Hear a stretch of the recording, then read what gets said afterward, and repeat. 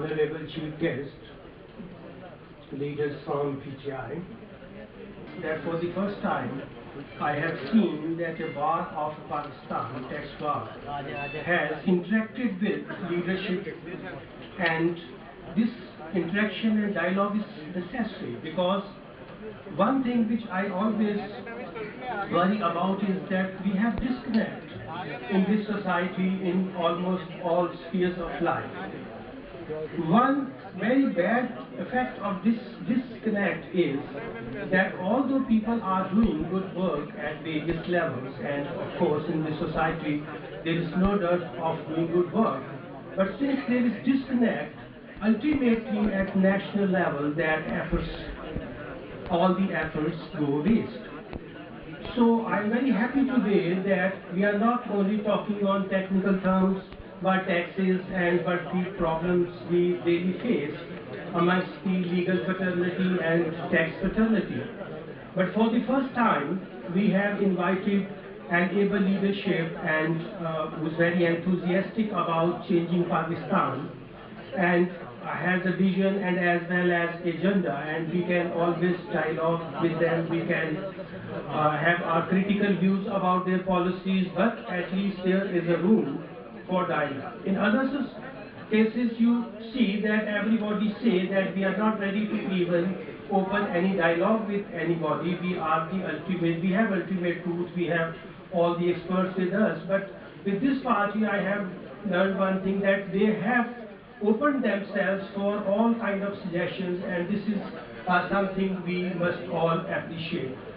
So today I will not read my paper or presentation that I have. I can always send it to you, even secretary, if anybody want to have the text of that or these presentations. But I will just focus on 3 or 4 things to open the dialogue with this leadership.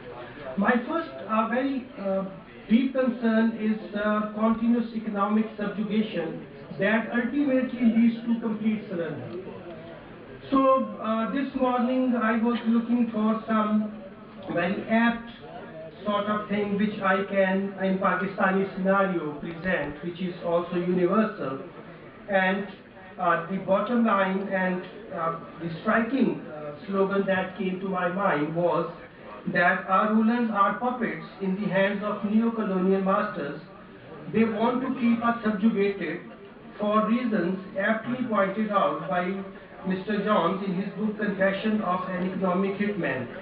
It defaults and has to surrender vote in the United Nations, allow US military bases and land over natural resources. So the taxation cannot be seen in isolation of politics, not only domestic politics but international politics. When a society is not self-reliant, when we say it's not self-reliant, meaning by that it is heavily or it is depending on some international agencies. From there this theory of this subjugation and actual in physical terms the modern forms of subjugation starts. So taxation is not only that we are talking about how much tax we should collect, but it is also a serious constitutional issue that from whom we should collect the tax, how much tax we should collect, where we should spend that tax, and ultimately the biggest challenge that we face today is debt enslavement to my mind. So how to come out of this debt enslavement is the real issue.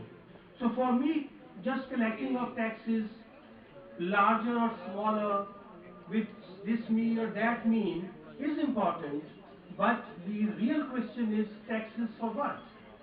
This is a huge challenge that we are facing, how to provide 20 million jobs every year, because for economic needs, whether it's current expenditure or they are development expenditure, you need money. And for money, they tell you that there is scarcity of resources, which is all a futile and a well-designed strategy to tell the people that resources are scarce. This is not the case to my mind. Resources are plentiful. The only thing is how you exploit them, how prudently you use your resources, how you prioritize your different allocations. So for creating new jobs, what should be the solution to Pakistan? Because huge number of youth will be requiring jobs. We haven't yet developed a system where we can provide them skills, because education institutions are just degree factories. So you keep on giving them graduation, post-graduation, MBAs, useless degrees, but where they have to utilize that, where are the jobs for that? You must have system where people go to vocational institutions.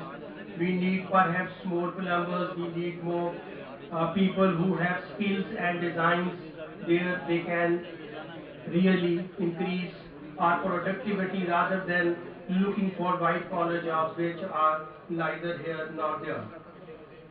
So for creating these jobs, we need huge money.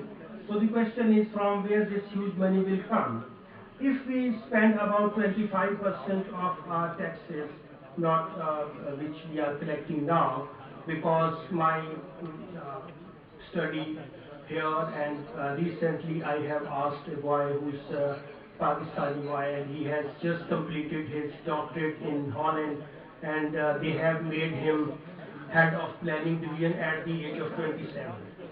So he has created an economic model for me where he says that we can easily collect $8 trillion without changing much of our tax system, even if we just breach the present loopholes, we make the system workable, so there is no need to further impose taxes on people. If even we just implement the existing system, there will be no dearth of funds to Pakistan. I have written about it many a times, so I don't have to repeat it here again and again. But the idea is, in the end, who will do it? Because after all, you may have very good ideas, you have workable ideas, you have a sound pragmatic policy. They are always there because great minds, they think alike, and if you go to any university, any good professor of taxes will make a very good tax model for you.